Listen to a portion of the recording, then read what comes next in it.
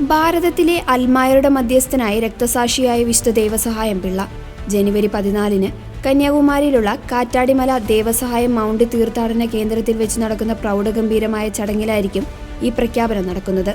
ഇന്ത്യയിലെയും നേപ്പാളിലെയും വത്തിക്കാൻ സ്ഥാനപതി arch bishop Leopoldo Girelli പ്രഖ്യാപനം നടത്തും. വിശുദ്ധ ദേവസഹായം പിള്ളയുടെ ജീവിതവുമായും രക്തസാക്ഷിത്വവുമായും അടുത്ത ബന്ധമുള്ള സ്ഥലമാണ് ഇവിടം. ഭാരതത്തിലെ വിവിധ രൂപതകളിൽ നിന്നുള്ള ബിഷപ്പുമാർ, വൈദികർ, സന്യസ്തർ, അൽമായ പ്രതിനിധികൾ തുടങ്ങിയവർ ഈ ചരിത്ര മുഹൂർത്തത്തിന് സാക്ഷ്യം വഹിക്കാനായി എത്തിച്ചേരും.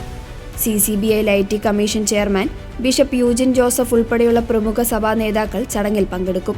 ഈ ചടങ്ങിനോടനുബന്ധിച്ച് ദേവസഹായം സ്പിരിച്വാലിറ്റി മൂവ്മെന്റ് എന്ന പുതിയ പ്രസ്ഥാനത്തിനും തുടക്കം കുറിക്കും. ദൈനംദിന ജീവിതത്തിൽ വിശുദ്ധ ദേവസഹായം പിള്ളയുടെ വിശ്വാസവും ധീരതയും മാതൃകയാക്കാൻ അൽമായരെ പ്രോത്സാഹിപ്പിക്കുക എന്നതാണ് ഇതിന്റെ ലക്ഷ്യം. ഭാരതസഭയെ സംബന്ധിച്ചിടത്തോളം ഇതൊരു സുപ്രധാന നാഴികക്കല്ലാണെന്ന് സഭാ നേതൃത്വം അറിയിച്ചു. ഞാൻ യേശുവിനെ പിന്തുടരാൻ തീരുമാനിച്ചു. ആർക്കും എന്നെ പിന്തിരിപ്പിക്കാനാവില്ല എന്ന വിശുദ്ധന്റെ വാക്കുകൾ അൽമായർക്ക് എന്നും വലിയ പ്രചോദനമാണെന്ന് ബിഷപ്പുമാർ വ്യക്തമാക്കി.